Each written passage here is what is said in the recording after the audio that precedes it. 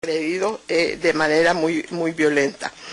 Estos hechos prácticamente son una continuidad, una situación que hemos venido viviendo. Por ejemplo, el 8 de agosto fue agredida, y ya ustedes lo conocen, de grupos bajo la dirección de Maylin Calero, que después fue premiada y nombrada ministra de la Familia, agredieron a la coordinadora civil y especialmente a su periodista divulgador Mario Sánchez. El 22 de julio, el Movimiento Puente, otro grupo de jóvenes que protesta contra las arbitrariedades gubernamentales, también fue agredido. El 2 de julio, gente que protestaba por el golpe de Estado en Honduras fue agredido porque el discurso gubernamental es de que las calles solo ellos las deben de usar porque les pertenecen. El 28 de febrero, la Unión Ciudadana, un grupo cívico, organizó marchas contra el fraude electoral y fueron reprimidos tanto en Managua como en Chinandega, donde resultó lesionado el diputado liberal Luis Callejas y lesionado 12 personas. La violencia de estos grupos de choque es verdaderamente preocupante, porque son grupos que no se puede decir que son grupos delincuenciales ajenos a la directriz gubernamental.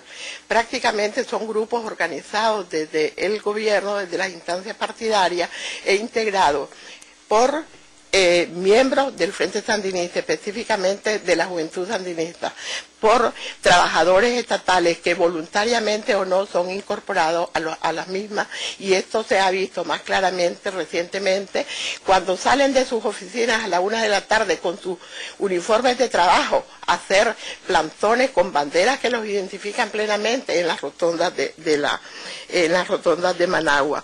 Además de estas personas, se han integrado a estos grupos delincuenciales, muchachos que pertenecieron a pandillas juveniles, y estos tienen un comportamiento muy violento, usan morteros de fabricación artesanal, piedras, palos, garrotes.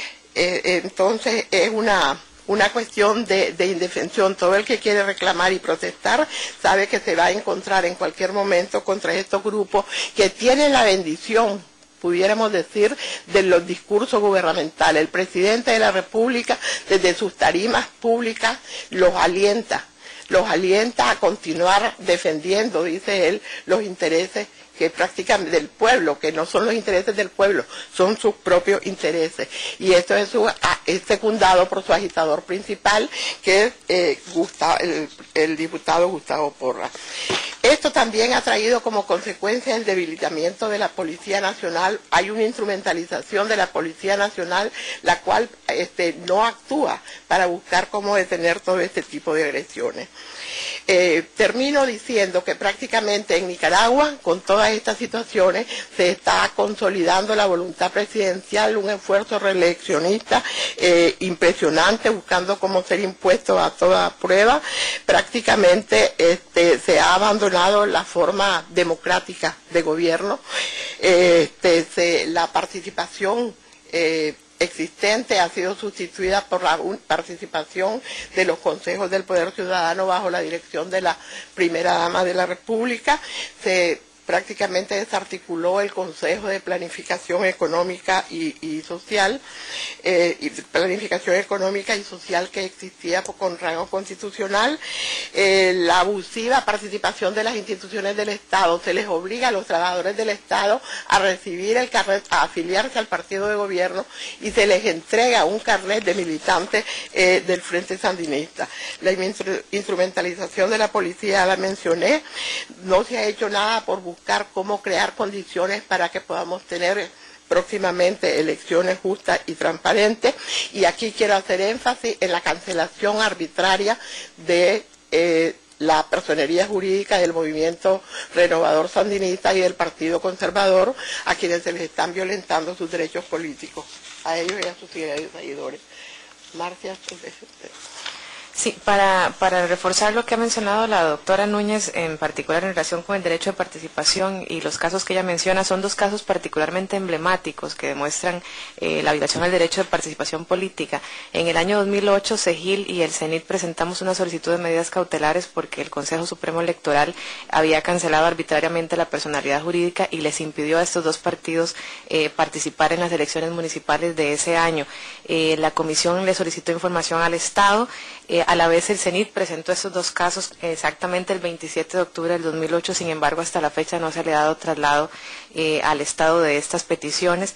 Ambos partidos han interpuesto recursos de apelación ante el Consejo Supremo Electoral y un recurso de amparo ante la Sala de la Constitucional que hasta el momento no han sido resueltos, y como mencioné, esta decisión se mantiene vigente, lo que ha provocado que no pudieron participar en las elecciones del 2008, no pudieron registrarse a tiempo ahora para las elecciones regionales que van a ser el próximo año, y si se mantiene esta decisión tampoco podrán participar en las elecciones nacionales del año 2011. De manera que hay una clara, digamos, violación a sus derechos políticos, tanto de los candidatos de esos partidos como de la población en general, de poder elegir candidatos que pertenezcan a estos partidos.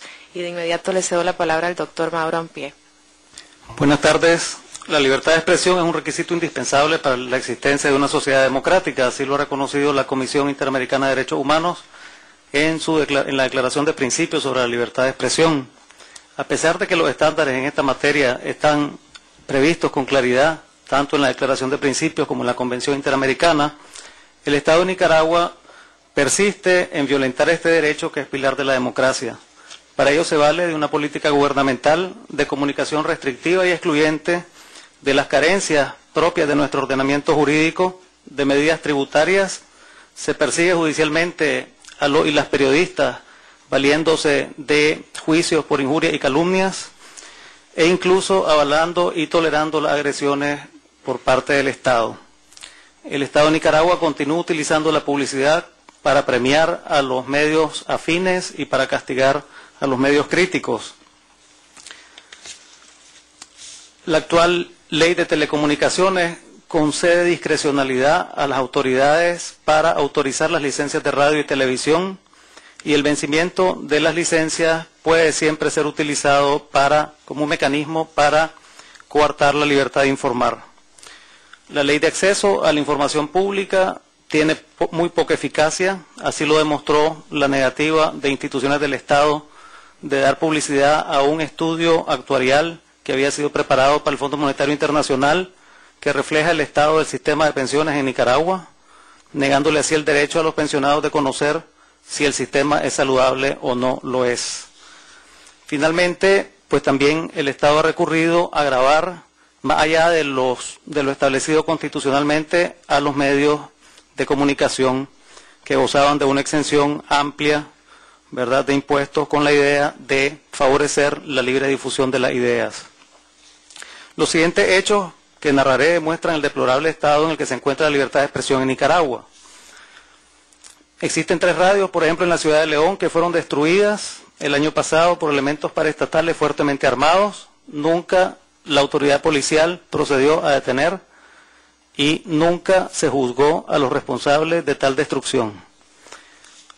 Se interfirieron también las radios 15 de septiembre y la Radio Corporación inmediatamente después de las elecciones del año 2008, y las interferencias fueron suspendidas luego de que el CENID conversó con Telcor, que es el ente regulador.